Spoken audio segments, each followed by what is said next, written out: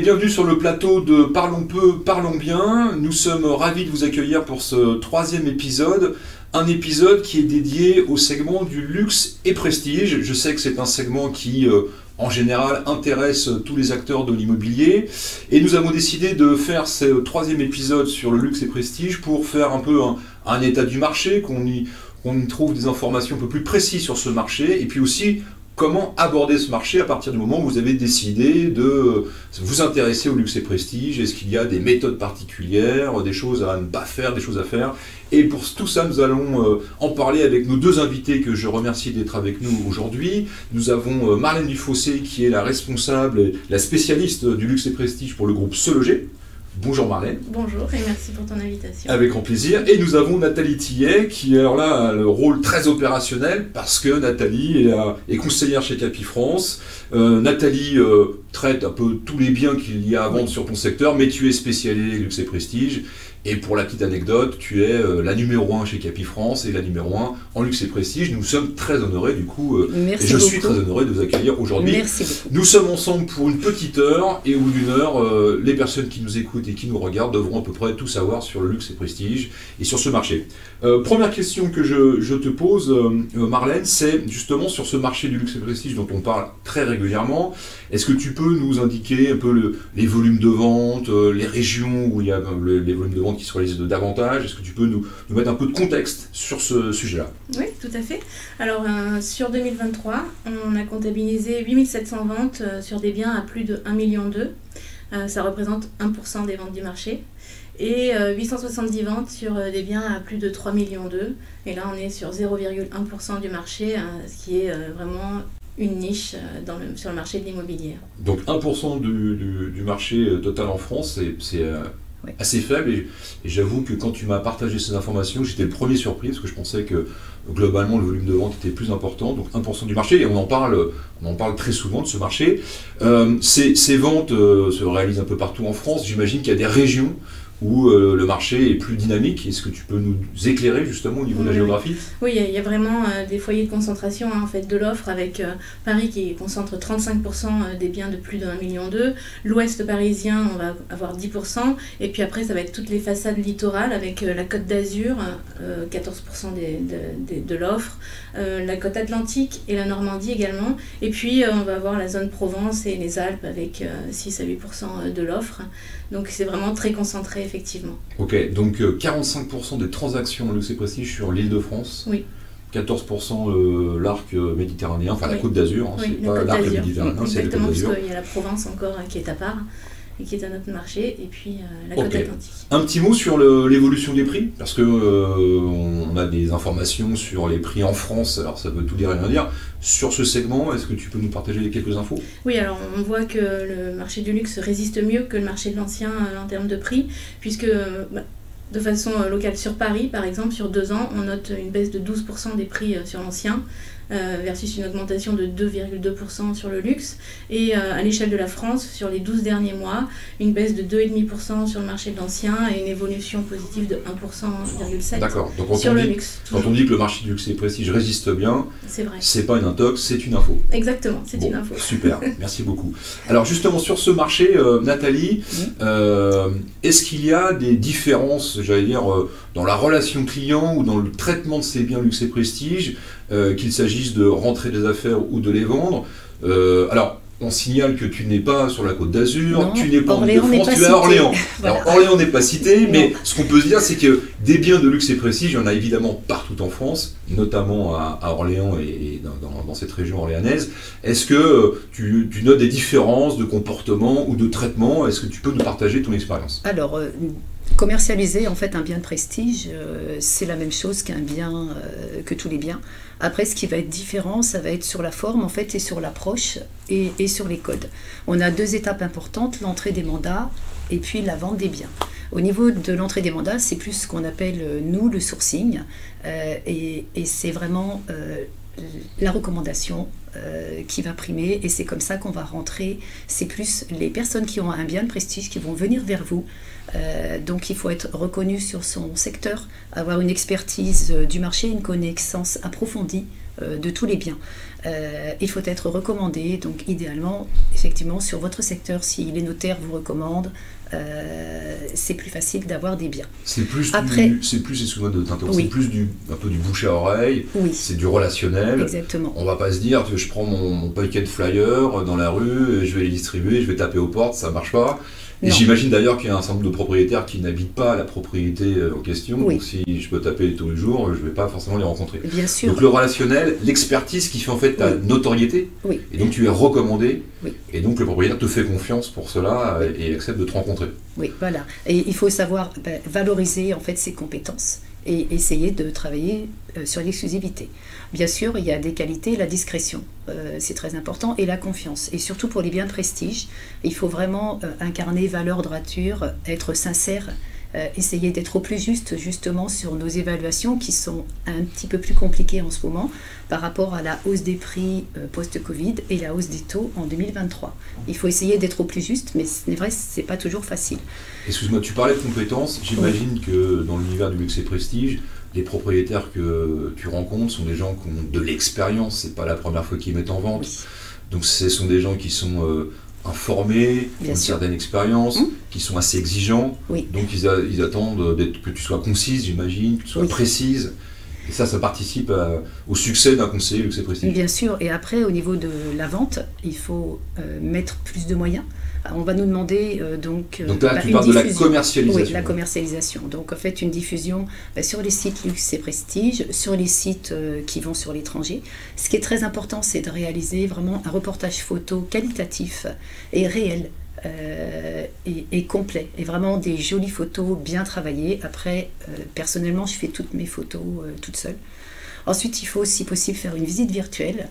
La visite virtuelle permet, pendant le Covid, ça m'a permis de vendre plusieurs biens, et ça permet aux personnes de rester très longtemps dans le bien. Par contre, ce qu'il faut faire surtout, c'est demander au propriétaire, lui envoyer déjà le projet de visite et lui demander s'il est d'accord. Surtout si c'est le haut de gamme, peut-être un petit peu moins, mais sur l'ultra luxe, il peut y avoir des objets, des choses. Ouais, on y reviendra. Ça, c'est un sujet que j'ai trouvé très intéressant quand on en a parlé en amont. C'est le côté la discrétion, où elle va et où elle s'arrête. Bon, on y revient dans quelques instants. Voilà. Marlène, est-ce que tu peux aussi nous préciser, parce que quand on parle de luxe et prestige, on ne sait pas toujours. Alors d'abord, est-ce qu'il y a une définition du luxe et prestige, petit 1, et petit 2, est-ce que il y a forcément une sous-segmentation dans le luxe et prestige, donc c'est quoi les caractéristiques d'un bien dont on peut dire c'est du luxe et prestige? Alors effectivement, il n'existe pas de définition précise de ce qu'est un bien immobilier de prestige, désolé. Par contre, il y a une forme d'étalon international où tout le monde s'entend à dire qu'au million de dollars, on est déjà sur le marché. Donc en dehors de ça, en France, on va parler de biens de prestige et de luxe à partir de 1 million en région, 1,7 million en région parisienne. Et c'est vrai que dans ce segment, après, il y a différentes gammes. Donc en plus du prix, il y a aussi la notion d'emplacement. Soit sur la région, le lieu, l'adresse, effectivement, et également l'architecture, la qualité du fini, sachant qu'aujourd'hui les gros acheteurs avec des gros budgets souhaitent à plus de 60% du clé en main, sans travaux, du prêt à vivre en fait, comme ça ils maîtrisent mieux non seulement l'enveloppe de travaux, et aussi les délais d'installation, ils veulent de l'immédiat en fait. Puisqu'aujourd'hui, dans les leviers de motivation, il y a quand même l'occupation du bien qui est en premier en fait. Et donc quand tu parles de l'occupation, c'est quoi? Résidence principale ou secondaire. Mais en fait, même les Américains ou les personnes qui viennent de l'international veulent à un moment donné pouvoir venir et jouir de leurs biens, que ce soit sur la Côte d'Azur, à Paris, et profiter en fait de la France et de tout ce qu'elle propose. D'accord, très bien.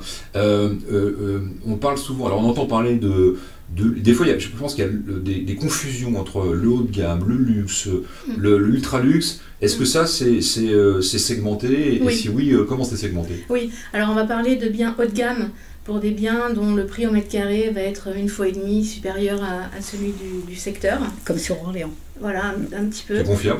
Avec des biens qui sont...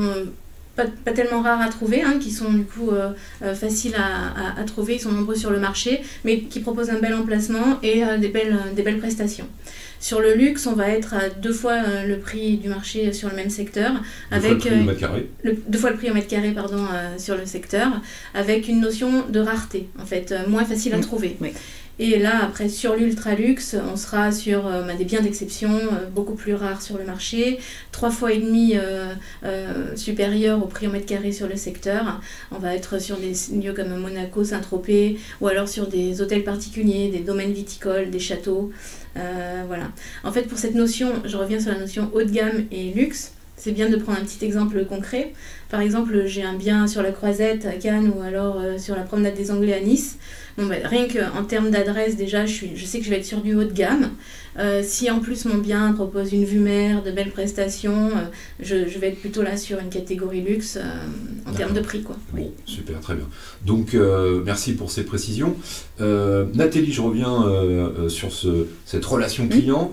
Donc, on a compris que sur le sourcing, la notoriété du conseiller joue sur en fait qu'il soit recommandé. J'imagine aussi que quelque part il y a des lieux communs, c'est-à-dire que les propriétaires, je connais très mal Orléans, mais les propriétaires de ces biens haut de gamme ou de luxe sont des chefs d'entreprise, des professions libérales, donc se retrouvent, j'imagine qu'il y a des lieux où tu peux aussi les rencontrer. Tu peux nous en parler un peu de ça ? Oui, alors les lieux en fait où on peut se rencontrer, c'est vrai qu'au niveau du prestige, pour commercialiser, il faut essayer de s'implanter, donc se faire connaître et être reconnu en fait au niveau donc de la ville. Donc c'est vrai que fréquenter, il y a des clubs différents, ça peut être les clubs comme le Rotary, mais ça peut être les lieux pour les voitures, ça peut être les clubs de sport, donc le golf, le cheval, après... ça c'est des lieux propices pour rencontrer de potentiels propriétaires. Bien sûr, et après c'est vrai qu'au niveau au début, pour commencer à faire le prestige, il faut évidemment s'implanter, se faire connaître, et c'est vrai qu'au début, les écoles, nos relations privées, ça permet de rencontrer les personnes justement et de pouvoir créer un lien, parce qu'une fois qu'on a la notoriété, c'est plus facile, mais au début, il faut la créer. Tu as parlé tout à l'heure de la commercialisation, donc des reportages photos. C'est sûr que si tu fais une visite virtuelle, un certain nombre d'acquéreurs n'habitent pas en France ou sur place, donc pouvoir leur envoyer une visite virtuelle, c'est forcément plus confortable pour eux et plus simple pour tout le monde. Et tu indiquais quelque chose que je trouvais forcément intéressant, c'est que il y a la qualité du bâti, mais il y a aussi souvent la qualité à l'intérieur en termes de décoration. Et j'imagine que certains propriétaires ont des sculptures, des œuvres d'art, et si on commence à faire un reportage photo, il faut être vigilant par rapport à ça. C'est la raison pour laquelle tu indiquais que avant de commercialiser, tu leur présentes ce que tu comptes commercialiser pour qu'ils valident qu'ils sont OK sur ce que tu vas c'est important de le faire.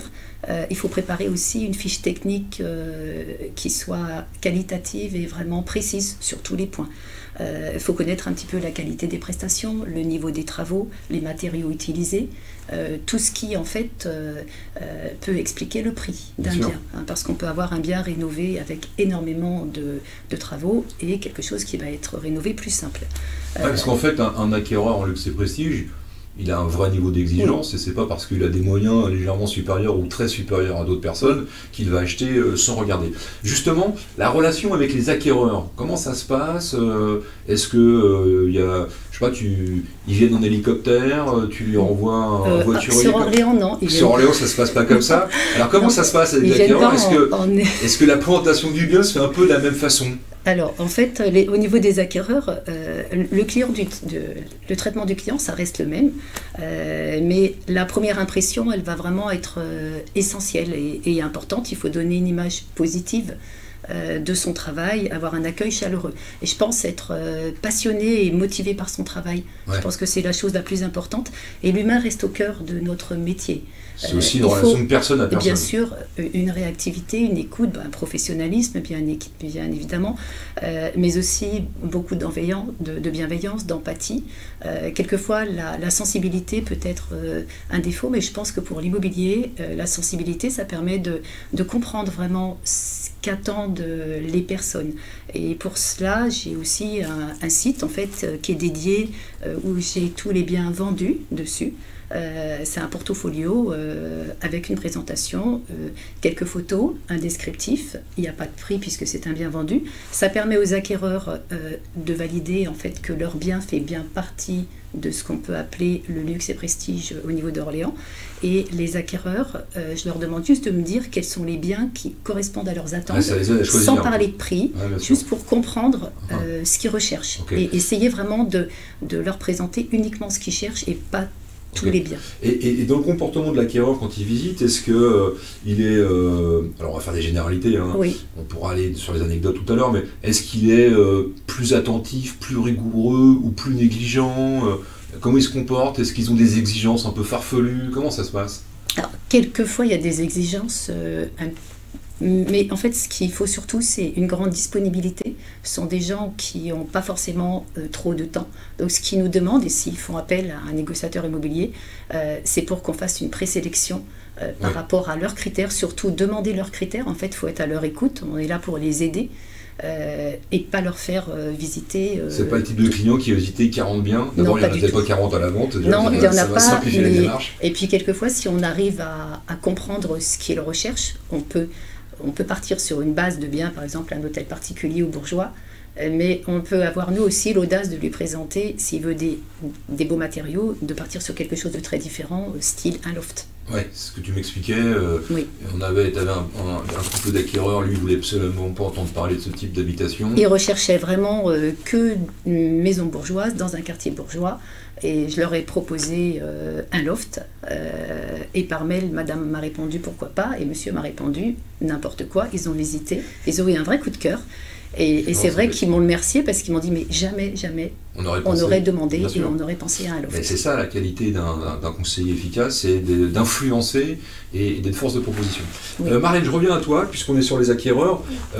Qui achète des biens de luxe et prestige en France? Est-ce que ce sont des Français? Est-ce que ce sont des étrangers? Comment ça se passe? Quel est le profil un peu de ces acquéreurs? En fait, on va avoir la même segmentation un petit peu que pour les gammes. Donc, en fait, on va revenir aussi sur les motivations, donc l'occupation, et de plus en plus pour les étrangers aussi, c'est l'occupation. Il y a la notion également de patrimonial, hein, donc l'immobilier en France reste une valeur refuge, hein, une valeur sûre, un bon placement. Et également, du coup, on va avoir ces trois gammes d'acquéreurs. De 1 million à 4 millions, on note principalement de la clientèle française, hein, nationale, des familles bourgeoises, des financiers, des start-upers qui vont rechercher leur résidence principale. Sur la tranche 4 millions à 7 millions, on va avoir une clientèle plutôt anglo-saxonne avec les USA en première ligne, mais également des Européens qui investissent aussi. Et sur la tranche à plus de 7 millions, on est sur une clientèle toujours internationale avec le Moyen-Orient et l'Asie qui s'ajoutent à la clientèle des USA en fait. Ok, donc un panel assez large. Nathalie, est-ce que tu penses que, parce que je sais que les gens qui nous écoutent, qui nous regardent, sont peut-être tentés d'aller sur ce segment, parce que oui, c'est vrai que bien sûr. C'est dans l'absolu plus sympa de vendre un beau loft ou un bel hôtel particulier qu'un petit studio ou une chambre de bonne dans un quartier très populaire. Bon, donc c'est sûr que c'est... Est-ce que malgré tout, on a cette envie, mais est-ce que tout le monde peut prétendre attaquer ce segment? Et tu nous as déjà parlé un peu des qualités, mais... Oui. Est-ce qu'il y a, parce qu'on regarde toujours le luxe et prestige comme quelque chose de fabuleux, de sympathique, de très valorisant. Est-ce qu'il y a des inconvénients à être sur ce segment aussi, par exemple? Alors, après, des inconvénients, moi je trouve qu'il y a plus une partie justement de plaisir et c'est vraiment très agréable de travailler justement sur ce secteur. Après, ce qui va être important en fait, c'est toujours, comme je le disais tout à l'heure, donc la recommandation d'avoir déjà vendu des biens pour que les personnes puissent se reconnaître, qu'ils soient acquéreurs ou qu'ils soient vendeurs. Au quotidien, évidemment, il faut essayer de fréquenter les mêmes lieux, des lieux dédiés pour pouvoir avoir des intérêts, des points communs. Et je pense qu'on attire aussi les clients qui nous ressemblent. Donc il faut vraiment essayer d'être à l'écoute. Et ce que tu disais tout à l'heure, connaître vraiment aussi les designers, les objets de déco. On va trouver tu fais du conseil aussi. Oui, dans les biens en fait qui sont, alors pas l'ultra luxe, mais dans les biens haut de gamme, on va retrouver les mêmes objets de décoration, on va retrouver les lampes cartels, les suspensions petites fritures, on va retrouver un peu les mêmes décorations dans les maisons, et puis on va avoir les piscines, les voitures de luxe, les meubles, et après l'ultra luxe. Après on passe sur des choses qui sont un petit peu différentes, qui sont... Ok, donc vaut mieux être joueur de golf que joueur de badminton. Il vaut mieux être Rocher-Beaubois que Alinéa, c'est un peu ça. Hein, après, c'est un petit peu après ce qu'il faut surtout, c'est être discret. Ouais. En fait, les propriétaires me demandent vraiment très souvent en fait de ne pas diffuser. Donc on a une partie de vente. Ça c'est compliqué de trouver un acquéreur sans savoir que c'est à vendre. Oui, voilà. En fait, c'est le malheur de Marlène. Parce qu'elle veut que les gens communiquent sur ses supports. Alors après, c'est vrai que j'ai à peu près 30% de personnes sur les biens haut de gamme qui me demandent de ne pas diffuser et qui me demandent de faire juste du off-market. D'accord. Ce qui veut dire qu'il faut bien connaître en fait ses propriétaires, mais surtout bien connaître les acquéreurs et suivre notre fichier client. Vraiment, c'est un gros travail pour pouvoir leur proposer. Et c'est vrai que si on leur propose un bien qui n'est pas à la vente, ils sont très heureux en plus et ils le reconnaissent et ils disent vraiment on a de la chance parce qu'ils peuvent trouver un bien qui n'est proposé à personne. Tu as parlé à plusieurs reprises de discrétion. Ça c'est très important. Et on peut comprendre parce que je suis chef d'entreprise, j'ai pas envie de savoir que mes salariés... Surtout sur le prix. Ouais, j'ai bien compris. Mais alors justement, j'allais dire jusqu'où va la discrétion, parce que si je me mets du côté des acquéreurs, tu vas engager potentiellement un acquéreur sur un bien à plusieurs millions d'euros. Moi, c'est un sujet qui m'intéresse toujours quand j'en parle avec les conseillers. Souvent, les conseillers ont des scrupules à parler du financement. Est-ce que c'est un sujet complètement tabou dans le luxe et prestige, ou est-ce que c'est un sujet qu'on peut aborder ? C'est pas du tout tabou. Enfin, on en parle vraiment naturellement, comme pour toutes les ventes, et je pense que même c'est plus facile. Enfin, j'ai jamais eu un client qui refuse de m'expliquer. Enfin, le financement, il est validé, il est expliqué. Très souvent, même s'il y a un emprunt, il n'est pas mis en condition suspensive. Mais franchement, c'est pas du tout un tabou. Hein. Ouais. Enfin, et on en parle. C'est des gens qui n'ont pas de problème de parler d'argent. Ils sont dans l'environnement en général. On en parle systématiquement. Après, ils ont quand même un budget. Peut-être l'ultra luxe, mais ça, je le connais pas. Mais ils ont quand même un budget à respecter. Okay. Bien sûr. Sur justement le comportement des acquéreurs, est-ce que par rapport au financement, je pense que c'est un sujet, alors ils ont tous un budget comme tu le disais si on met un peu l'ultra luxe de côté, est-ce que c'est un sujet auquel ils réfléchissent? J'imagine qu'il y a des montages un peu différents, comment il approche de ses clients en luxe et prestige? Oui, alors c'est vrai qu'ils ont moins de problèmes de financement, et même quand ils ont le cash pour acheter, en général ils n'achètent pas vraiment en cash. Hein. C'est des clients qui sont principalement accompagnés par des avocats ou des financiers pour mettre en place des montages un peu complexes qui vont leur permettre d'optimiser leur fiscalité, parfois même d'avoir du rendement on peut aujourd'hui nantir un montant sur une assurance vie qui va générer des intérêts, qui va permettre de payer un crédit in fine, par exemple. C'est vrai qu'on a une fiscalité déjà immobilière en France qui est très forte, très confiscatoire. Pas tant que ça. Objectivement, quand même un peu. Et donc, c'est vrai que c'est une clientèle qui va être accompagnée pour optimiser ses investissements. Pour la clientèle internationale, il y a en plus cette notion de taux de change, et donc c'est parfois très avantageux pour eux, justement en termes de devises ou d'emprunts multi-devises, d'acheter en France sur un bien qui va prendre de la valeur avec une monnaie beaucoup plus stable que celle qui est dans leur pays. Donc voilà. De par l'expérience que tu as en rencontrant les grands acteurs du luxe en France, est-ce que tu as comme une sorte de profil type du conseiller luxe et prestige? Est-ce qu'il y a des choses à maîtriser et des choses qui sont moins importantes? Qu'est-ce que tu as constaté? Parce que nous, on voit tous à la télé une famille célèbre qui ont l'air d'être un peu monsieur, madame, tout le monde, et qui côtoient des choses assez exceptionnelles. Est-ce que c'est la vraie vie? Est-ce que Nathalie parlait quand même de compétences métiers certaines? On va pas être approximatif dans cet univers-là. Enfin, il faut l'être jamais, mais encore moins que celui. Est-ce que tu peux nous en dire un mot? Alors moi, ce que je vais confirmer certains points que Nathalie a déjà évoqués. Il faut bien évidemment avoir les codes de cette clientèle bien spécifique. Je pense qu'après, en termes vraiment de base, il faut être situé dans la bonne région où on va avoir quand même une quantité de biens notable pour pouvoir avoir de quoi faire rebondir, bien sûr. pour pouvoir faire visiter plusieurs biens, pour pouvoir après être force dans le suivi de l'acquéreur ou du vendeur, d'avoir plusieurs solutions en fait. L'accompagnement aussi avec au moins la pratique de l'anglais sur la clientèle internationale. Russe, c'est moins nécessaire en ce moment. Oui. Oui, beaucoup moins. Ils ont été remplacés.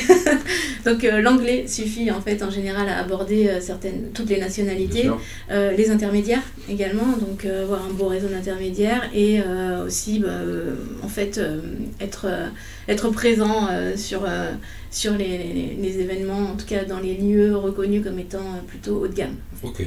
Alors là, une question, je pense pas que mes questions étaient compliquées, mais celle-là est encore plus facile. En termes de promotion de ces biens, là, est-ce qu'il y a un traitement différent quelles sont les recommandations qu'on pourrait faire? Tu en as parlé un petit peu, Nathalie, tout à l'heure. Comment on fait savoir que, même si certains propriétaires n'ont pas envie que ça se sache, on fait savoir que ces biens sont à vendre? Alors, très simplement, on va aller sur des sites ou sur des supports de façon générale spécialistes. Donc, par exemple, le site Belle Demeure ou Luxe Résidence ne diffuse des biens qu'à partir d'un certain prix. Donc, en région parisienne, on va avoir un taquet à 890 000 € et ailleurs en France, on aura d'autres prix d'entrée par rapport à la région. Du coup, ça fait déjà le tri sur l'audience. Donc, on sait qu'à partir du moment où je suis sur tel site, je vais toucher une clientèle, une audience qualifiée. Donc diffuser ce bien aussi sur des supports presse à l'international également et du coup avoir une clientèle vraiment qualifiée en fait qui va être touchée. Donc ça va être plutôt sur le haut de gamme avec comme le précisait Nathalie, vraiment une qualité de mise en avant. Voilà. Donc les photos, la vidéo, faire appel à des professionnels. Nathalie le fait elle-même et c'est tant mieux et elle accompagne du coup pour la mise en valeur de ces biens vendus, c'est parfait, mais pas tous les conseillers sont équipés ou cette compétence, bien sûr. Et donc si en plus on n'est pas un spécialiste du marché, que de façon anecdotique on rentre un bien comme si par-ci par-là, autant faire appel à des pros qui vont utiliser des drones et mettre vraiment en avant le sublimer le bien. Exactement. Sublimer le bien parce que ça sert à prendre le mandat, à prouver au vendeur qu'on va tout mettre en œuvre pour valoriser son bien sur les bons supports et qui va se démarquer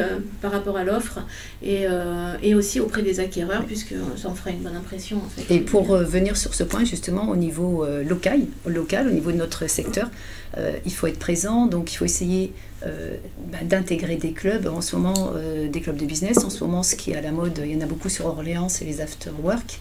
Donc chacun prépare son after-work et invite différentes, publiées dans des revues spécialisées. Par exemple, à Orléans, on a une revue qui s'appelle So Guide, qui est à la fois la Sologne et l'Orléanais. Et c'est un petit magazine haut de gamme pour toutes les personnes passionnées qui veulent parler un petit peu de ce qu'elles font. Donc les présentations sont très jolies, c'est diffusé dans les restaurants, dans les lieux un petit peu prestige d'Orléans, et on parle de beauté, de shopping, de culture, de loisirs, de voitures. Donc les honoraires sont supérieurs, mais il faut aussi que l'investissement du conseiller soit plus fort. Oui, l'investissement doit être... Parce que c'est des sites dédiés, c'est des magazines dédiés. Exactement, et puis après il faut essayer d'être... Alors après chacun choisit, moi pour ma part j'ai choisi le golf, donc j'ai sur le trou numéro 10, j'ai un petit panneau Capifrance et puis j'ai pris un abonnement professionnel qui permet d'inviter une balle en fait et d'inviter un client chaque jour. Donc ça leur fait plaisir, s'ils ont un ami qui vient jouer, s'ils sont dans ce golf, ça leur permet de l'inviter. Et par rapport à cela, il y a une société aussi qui travaille sur la conciergerie automobile haut de gamme à Orléans, et ils m'ont demandé en fait de faire juste un petit tournage, donc c'était sympa et facile, avec l'hôtel Mercure qui est à côté, donc il suffisait d'arriver, poser la clé de voiture, j'allais boire un café, un jus d'orange, donc face à un petit point d'eau, ensuite j'allais faire un petit swing et ils ont été sympas, ils ont bien voulu que je mette la petite balle logotée Capifrance, faire un swing, et je reviens, je récupère mes clés et la voiture est toute propre. Donc en fait ça c'est en accord. C'est un service que tu finances toi? Non, je ne l'ai pas financé, Ah ouais, ils me l'ont proposé en fait, cette société, voilà. Bon après, l'année dernière aussi, Sologer m'a demandé de faire en fait juste un shooting photo par rapport à leur promotion. Il faut essayer de faire des actions comme ça. Et j'ai eu aussi il y a quelques temps un House Hunters, donc qui est la même chose que Recherche d'un bien, mais sur 4 jours de tournage tout en anglais à Orléans. C'était une famille d'Américains qui a été, donc tout a été tourné, le départ des États-Unis, et c'est toute l'équipe américaine qui est venue en France et ils ont représenté Orléans avec le marché, avec Nathalie, qui avec du coup, voilà, une non star mais internationale. en fait avec une personne en fait avec un béret et puis une baguette de pain. Ah oui, ils nous ont mis des figurants pour Exactement. illustrer un peu Pour illustrer les clichés notre cliché français. T'as jamais imaginé faire une espèce de garden party avec tes anciens clients, comme ça, les invités? Alors, je l'ai fait 4 ou 5 fois, en fait, mais avec le Covid, ça s'est arrêté, mais sinon, en fait, je prenais un lieu d'Orléans sur la place principale, The Place to Be, et en invitant en fait tous mes clients acquéreurs et vendeurs, avec lesquels on avait signé un acte chez le notaire. Là, c'est vrai que depuis le Covid, je l'ai pas fait, mais ça permettait aux personnes aussi qui arrivaient sur Orléans, j'essayais de voir par rapport aux affinités et de les présenter. J'ai des personnes qui sont devenues super amies lors de ces cocktails. Bon, super. Sur un sujet aussi que je voulais partager, parce qu'on a vu que le volume de transactions, c'est 1% des ventes en France. Oui. Est-ce qu'il y a plus d'interactions entre pros, plus d'intercabinets, d'intermétiers, que dans les activités plus classiques? Vos deux constats, toi Nathalie, est-ce que tu travailles volontiers en collaboration avec des confrères? Il n'y a pas de souci pour la collaboration. Après, c'est vrai que du coup, sur les biens lambda, c'est plus facile. Après, sur le prestige, pour ceux qui ne sont pas diffusés, évidemment, personne n'est au courant. Donc, et puis... Si j'ai il t'arrive de contacter des confrères? Après, il y en a certains qui me disent, voilà, si tu as un client, si tu as un bien qui correspond, il n'y a pas de souci. Après, ce qui est important surtout, c'est d'être présent pour toutes les visites, puisque c'est l'engagement qu'on a pris par rapport au propriétaire, et de bien faire un point précis sur les attentes du client pour faire vraiment une visite qu'on appelle, nous, qualifiée. Ouais. Et puis, si tu fais de l'intercabinet, compte tenu des contraintes, des obligations de qualité de service, il faut que tu t'assures que ton collègue il ait le même niveau de jeu que toi, j'imagine. Il ne faut pas lui présenter les acquéreurs mal sélectionnés. Oui, bien sûr. Ça, c'est important. Ouais. Et ce que tu constates, toi, avec les différents acteurs du luxe et prestige, est-ce qu'ils travaillent ensemble? Est-ce qu'ils collaborent ensemble? Alors, ça va dépendre, je pense, des régions. Je pense qu'à Paris, il y a moins d'habitude de collaboration. D'accord. À part certainement en off. Oui, parce qu'on travaille beaucoup sur l'exclusivité aussi. Voilà. Mais en région, beaucoup plus. D'accord. Voilà. Mais ça, je pense que c'est culturel, en fait. Déjà, il y a la présence, vous savez, du MLS sur d'autres régions qui n'existent pas à Paris. Donc, il y a peut-être des habitudes de partage des mandats qui sont plus ancrées sur les régions. Après, je pense que de toute façon, sur les biens très haut de gamme, ou à partir du moment où il y a le client, ce qui compte, je pense, c'est que le conseiller qui a rentré le mandat soit toujours présent au cours de visite, même de confrères, en fait. C'est toujours garder la main sur je présente le bien à quelqu'un et je suis là, en fait. Ok. On a compris le niveau de jeu qu'il faut avoir si on veut être crédible et efficace sur ce segment de marché. Est-ce que du coup, parce qu'on a tous les conseillers de France ont la possibilité de rentrer ponctuellement un bien en luxe et prestige, et puis il y a celles et ceux qui ont envie d'en faire un axe de développement fort. Est-ce que tu recommanderais, toi Nathalie, d'avoir des gens qui se spécialisent de ce segment, ou pas nécessairement? Enfin, quelle est ta vision là-dessus? Je pense qu'on ne peut pas s'éparpiller et être bon partout. Quelqu'un qui va faire du viager ou qui va faire du commerce, c'est pas le même métier. Et je pense, alors peut-être certaines personnes se sentent capables de le faire. Après, moi je pense qu'il vaut mieux être spécialiste sur un marché bien particulier, mais pas essayer de faire tout. Ouais, toucher à tout bon à rien, c'est pas la bonne solution. Je sais pas. Non, je pense pas. Ok. Toi, Marlène, tu vois des acteurs, c'est des gens qui ne font que du luxe et prestige, ils ne se dispersent pas. Oui, effectivement. Alors aujourd'hui, tous mes clients qui sont spécialistes du luxe et prestige sont aussi présents sur d'autres plateformes du groupe, Se Loger, Bureau et Commerce ou Se Loger Neuf.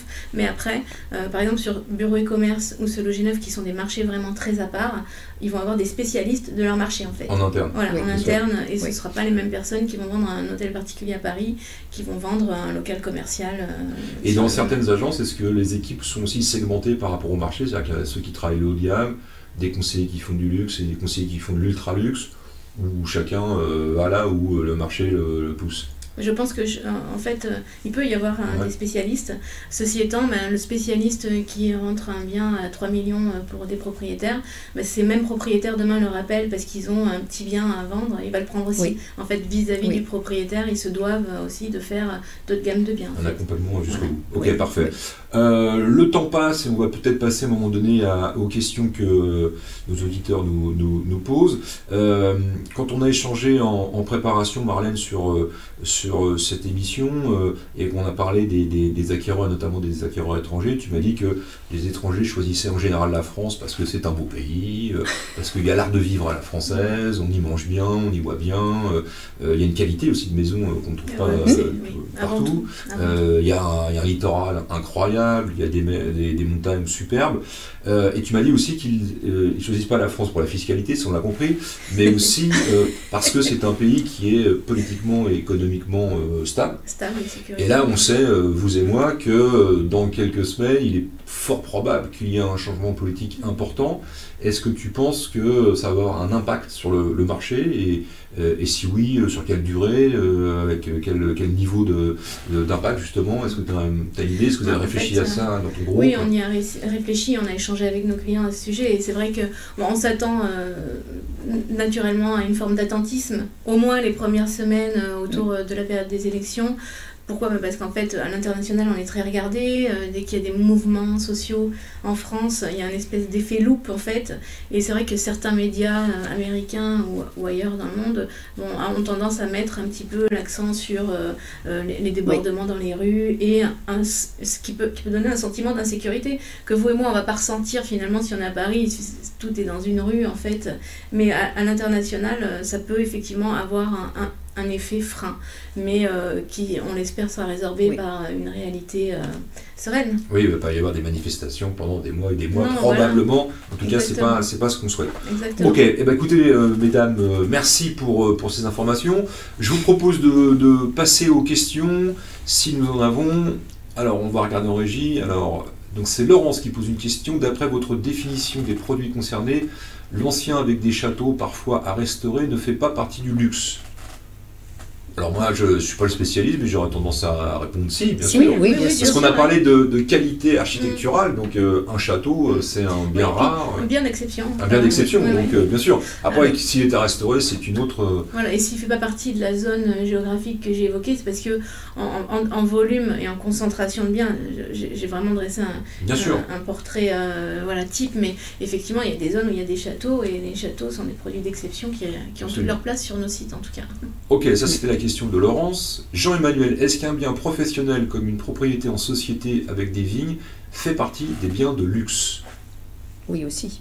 Nathalie, tu confirmes? Après, bien sûr, puisque en fait, on va avoir un niveau de prix, une situation géographique qui va faire partie forcément des propriétés. Et est-ce que la qualité du vignoble rentre en ligne de compte aussi? Alors après, là, c'est un petit peu comme la chasse en Sologne. En Sologne, on achète beaucoup plus des terres. Je pense qu'un négociateur qui veut aller sur la Sologne, il faut être chasseur.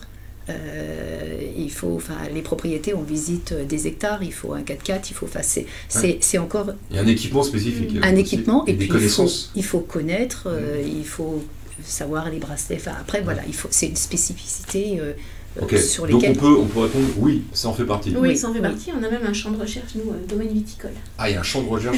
et sur le site Capifrance, Luxe et Prestige aussi. Oui. En plus. Okay. Constanza, combien de temps faut-il en moyenne? Ah oui, bonne question, pour vendre un bien de luxe, que ce soit une maison bourgeoise ou un château par exemple. Autrement dit, est-ce que les délais sont différents que pour un bien plus traditionnel, plus classique? Oui, moi je vais répondre de but en blanc. Oui, alors c'est vrai que là on a un resserrement du marché qui fait que bon, il y a des délais qui ont évolué dans les dernières années. On avait une grosse dynamique, là c'est un peu plus long. Mais je parlais avec un de mes clients dont le siège est à Toulouse, d'une propriété qui est en vente, un château depuis plus de 16 ans en fait. Et donc ça c'est un délai très très long. Oui. Mais bon, oui, les délais peuvent aller 1 an, 2 ans. Okay. Après, il n'y a pas de règle. Patience est de mise. Après, il y a des biens où ça va très très vite. Oui. Très souvent, quand c'est pas publié, ça va beaucoup plus vite puisque c'est quelque chose qui est rare et on a déjà. Après, on n'a pas non plus, on a 2 ou 3 clients qui correspondent. Mais on a des biens aussi qui ne sonnent pas.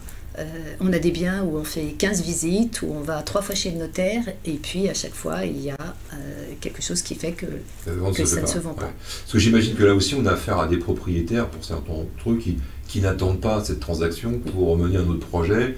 Donc ils sont patients, ils ont le temps, et si les conditions de prix ne sont pas toujours les bonnes, ils n'ont pas envie de les changer. Ils attendent, oui. Je suis pas complètement d'accord.